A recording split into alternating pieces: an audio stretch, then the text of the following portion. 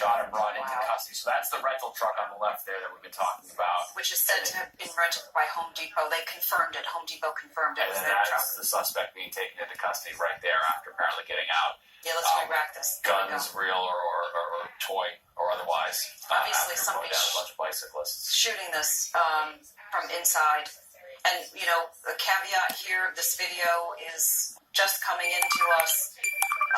So that's the suspect. I believe that's the guy they took into custody right there, right before he was brought into custody. You can see it looks like there's police on foot sort of chasing him around in the traffic after he got out of the vehicle. This is pretty hair-raising video shot just as the situation was reaching a resolution as far as the suspect being brought into custody.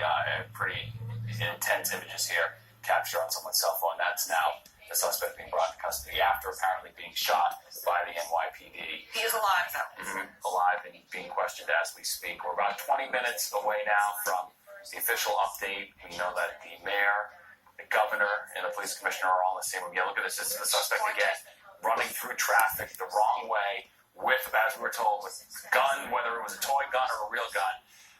You can see a pretty menacing scene. Police right there as they take him into custody. There was, some sort of crash or something. It looks like maybe other cars might have been in a crash because of the chaos having nothing to do with the rental. Well, there were a lot of reports on the AP is quoting a lot of people who were on the scene saying what they saw. Taxis, and you see all the yellow taxis around there, Uber drivers. I mean, this is the West Side Highway, after all. There are lots and lots of cars around that are going to be able to see and witness all this. As I was watching that video, it eerily reminded me of the San Bernardino shooting and when that whole thing went down on the street and the suspect jumping out of the car. And I mean, it was that sort of man. We've been hearing all afternoon that there were lots of witnesses and people recounting what they saw. This is obviously being shot from either an office or a residence. Is that the footbridge we're looking at? I couldn't tell you from this, but somebody's pointing, obviously, to the whole thing going down. And slowly but slowly, we're going to see a lot of these videos. As Lisa was telling us, there's a lot of surveillance in this particular area as a result of what happened on 9/11. So they are very well prepared. If there's any area where they'll be able to see who was involved, if there was more than one person involved, this is that particular area. That's a great point made by Lisa. This is the most heavily videotaped area of anywhere in New York City, obviously in the shadows of the World And it's Trade also, Center. An entry point in and out of Manhattan along the West Side Highway. People head up there going to the tunnels, both ways, actually. Sure, right. So, and you can loop around Manhattan. These are the steps over here by Borough Manhattan Community. All right, at the bottom of your screen, that's some important info. FDR Drive closed southbound, south of 34th Street. The FDR Drive is open northbound.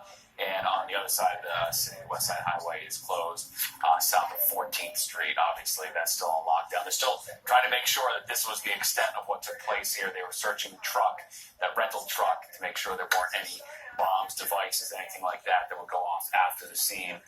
As of right now, according to Linda Schmidt's sources, they believe there were 2 devices inside, but they appear to have been fake or hoax devices. So hopefully that continues to be the situation. And here you go. I mean, you can tell what happened right here. There's a vehicle right across the bike lane on the West Side Highway. That must have been a horrible scene. This all took place around a little after 3 o'clock when the person in that rental truck just started mowing down people on the bikes. Incredibly compelling video that we saw come in of the whole scene, the confrontation with the police officers and the suspect go down. Eventually, the suspect, we're told, was shot. The suspect is alive. We don't have any information about the suspect at this point other than the fact that they were shot and they are alive. We want to go to our Lisa Evers, who has deep sources within the NYPD and has been speaking to lots of people, as we are about 18 minutes away from a briefing by Police Commissioner O'Neill. Lisa, have you learned anything new? Well, Gary, we're on our way. We're still on our way to the police headquarters for that briefing to get the latest. But I can tell you that in terms of the speed of the investigation, the speed of the coordination, that's something that we saw after the Chelsea bombing. How quickly, within 50 hours, they were able to piece together a rather complicated scenario, 2 different devices, 2 locations in Manhattan, a location in New Jersey, and they were able to coordinate and find out about that and put those details together. But Jerry, I just wanted to come back to the point you raised about the neighborhood.